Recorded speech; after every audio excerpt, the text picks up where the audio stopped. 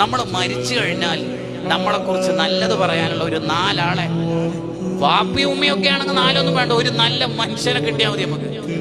അങ്ങനെയുണ്ട് ചില ആൾക്കാർ. നമ്മളെ ഖാദർ ഹാജി മരിച്ചു എന്ന് പറഞ്ഞ ഉടനെ നാട്ടുകാർ പറയും, ആ ജുമുഅക്ക് നേരത്തെ വരുന്ന മനുഷ്യനല്ലേ. അങ്ങനെ എന്തെങ്കിലും ഒരു ആത്മീയ വിലാസം നമ്മൾ ഉണ്ടാക്കിയെടുക്കണം. നമ്മളെ നഫീസ ഹജ്ജുമ മരിച്ചു, ഉസ്താമാർക്ക് ഭക്ഷണം കൊടുക്കുന്നിടത്ത് എന്തൊരു താല്പര്യം എന്നറിയാം ആ താത്താക്ക് കട. നമ്മളെ കരീം ഹാജി മരണപ്പെട്ടു, അല്ലോ എപ്പോഴും പള്ളിയിലുണ്ടാകുന്ന മനുഷ്യനല്ലേ കണ്ട.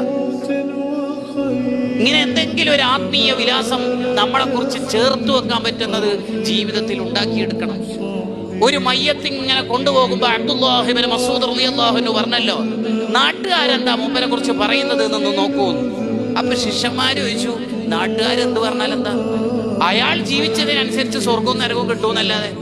അപ്പോഴാ അബ്ദുല്ലാഹി ഇബ്നു മസ്ഊദ് റളിയല്ലാഹു അൻഹു ഇസ്ലാമിന്റെ നിലപാടങ്ങ് പറഞ്ഞു കൊടുക്കണത്, ഒരു മയ്യത്തിന്റെ അടുത്തുനിന്ന് അല്ലെങ്കിൽ ആ മയ്യത്തിനെ കുറിച്ച് 4 മുഅ്മിനീങ്ങൾ നല്ലത് പറഞ്ഞാൽ വജബത് ലഹുൽ ജന്ന, ആ മയ്യത്തിന് അല്ലാഹു സ്വർഗം ഷുറാക്കിയിരിക്കുന്നു. നല്ലത് പറയണം നമ്മളെ കുറിച്ച്.